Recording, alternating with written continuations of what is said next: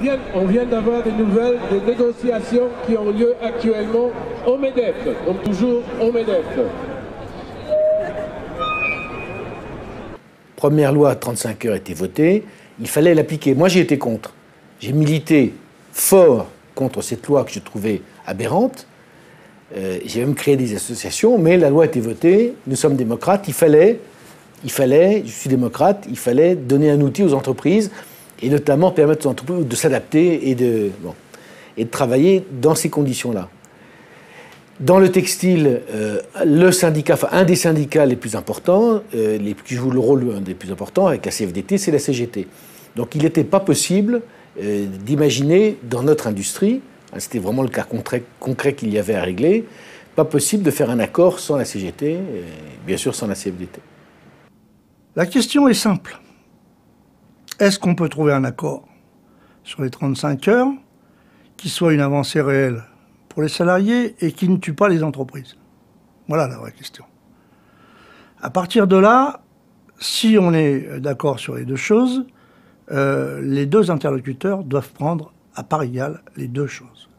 Moi, je dois prendre aussi le fait qu'on revendique mieux dans une entreprise qui gagne de l'argent que dans une campère, et lui doit prendre en considération qu'on va vers une ère nouvelle et que la réduction du temps de travail sans perte de salaire est une avancée sociale importante, notamment dans une profession où les salaires, de toute façon, sont des salaires très bas. Bon. Le résumé, c'est tout le monde souhaite un accord sur des positions impossibles a priori à réconcilier. Comment est-ce qu'on fait? Alors on se rapproche, on se rapproche, on se rapproche. Puis il y a un moment où ça devient vraiment impossible. Alors à ce moment-là, il y a deux solutions. Soit on se dit c'est impossible, tant pis, on revient dans un an, et c'est pas concret. Nous ne sommes pas des hommes et des femmes de concret si on fait ça. Soit on se dit comment tourner la difficulté. Et essayons d'écrire un document qui puisse convenir à tout le monde, et qui soit acceptable quand même. Donc mettons dans ce document, et on décide de mettre dans ce document une dose d'ambiguïté. Et avec Guillaume Sarkozy, quand on a signé l'accord sur les 35 heures, je l'ai invité dans une salle comme ça, à la CGT, devant 500 militants, pour qu'on s'explique tous les deux sur l'accord 35 heures. Alors naturellement, il y a un moment dans la salle, il y a une fille qui s'est levée qui a dit « Oui, mais votre accord, il est pas mal, sauf que la clause du maintien du pouvoir d'achat, elle est claire comme du jus de chic. » Et Guillaume Sarkozy lui a dit « Écoutez, vous voulez que je vous donne un scoop? La clause de maintien de pouvoir d'achat, c'est vrai qu'elle est claire comme du jus de chic. C'est Larose qui l'a écrit un soir sur une nappe de restaurant. Toute la difficulté, c'était de trouver un article qui dise qu'en tout état de cause, les 35 heures ne devaient pas nuire au pouvoir d'achat, mais qu'on devait assurer la compétitivité de l'entreprise, etc. Enfin, un truc alambiqué qui faisait qu'au bout du compte, mais là aussi, on s'est dit, l'un et l'autre, on savait que c'était naturellement alambiqué, mais on n'irait pas devant les tribunaux au premier patron qui n'appliquera pas cet accord-là, ou au premier syndicaliste qui va... Bon. Donc à chaque fois qu'il y a eu un problème dans une usine sur cette clause, sur le pouvoir d'achat, on s'appelait, quand c'était un patron, il disait non, non, c'est pas comme ça qu'on a vu l'accord, et il n'y a pas eu de problème.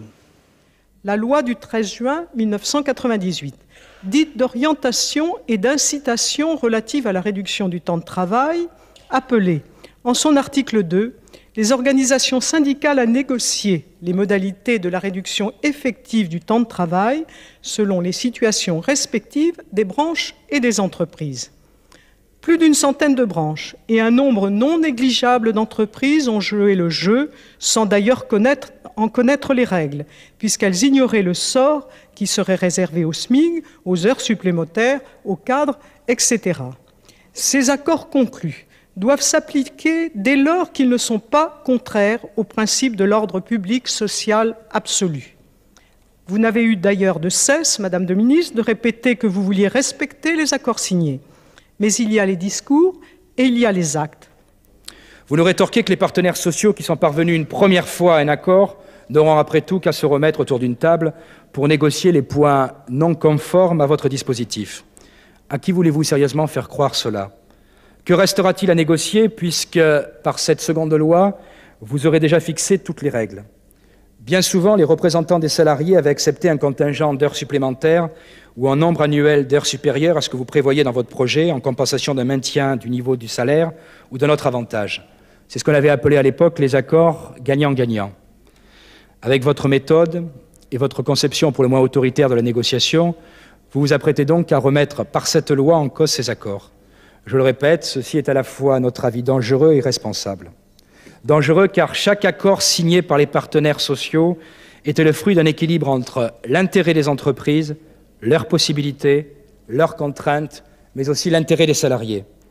Qui mieux que les partenaires sociaux peuvent avoir conscience de ce qui est possible de faire dans telle ou telle branche? Mais en plus d'être dangereuse, votre attitude est à notre avis irresponsable, pour ne pas dire méprisante pour les partenaires sociaux. En effet, vous avez étendu un certain nombre d'accords de branche, ce qui semblait a priori marquer votre approbation, et aujourd'hui, vous les remettez en cause par votre loi. Comment croire, dans ces conditions, désormais à la parole de l'État? Ignorer comme vous le faites le travail accompli par les partenaires sociaux revient à casser pour un bon moment le dialogue social dans notre pays. Le MEDEF propose une nouvelle constitution sociale de la définition de laquelle la nation et ses représentants sont exclus. C'est le schéma d'un néocorporatisme où les entreprises et les salariés fixeraient eux-mêmes les règles qui leur seraient applicables et les financements qui leur seraient nécessaires. Je n'insisterai pas sur le paradoxe qui fait que cet hymne à la négociation est lancé par ceux-là même qui aujourd'hui la récusent, qu'il s'agisse des 35 heures ou par exemple de l'UNEDIC. Ni sur l'autre paradoxe qui veut que ces représentants patronaux qui lancent des hymnes à l'entreprise et à la négociation soient le plus souvent issus du giron de l'État ou des grandes institutions et qu'ils se fassent ainsi les chantres, en changeant un petit peu leur culture sans doute, de la libre entreprise et de l'esprit d'initiative. Je préférerais relever l'enjeu qui n'est pas mince et qui porte sur l'avenir de notre système de relations sociales. Nous faisons pour notre part le choix d'une société contractuelle. Nous faisons le choix de la négociation impulsée, confortée, encadrée par la loi. Qu'est-ce qui doit faire l'objet absolument de la loi? Parce que c'est une sorte de minimum applicable à tous les Français, lié aussi à l'idée républicaine. Et qu'est-ce qui doit être pour les partenaires sociaux? Et même quand c'est la loi, jusqu'où pousse-t-on le dialogue, l'écoute? Voilà.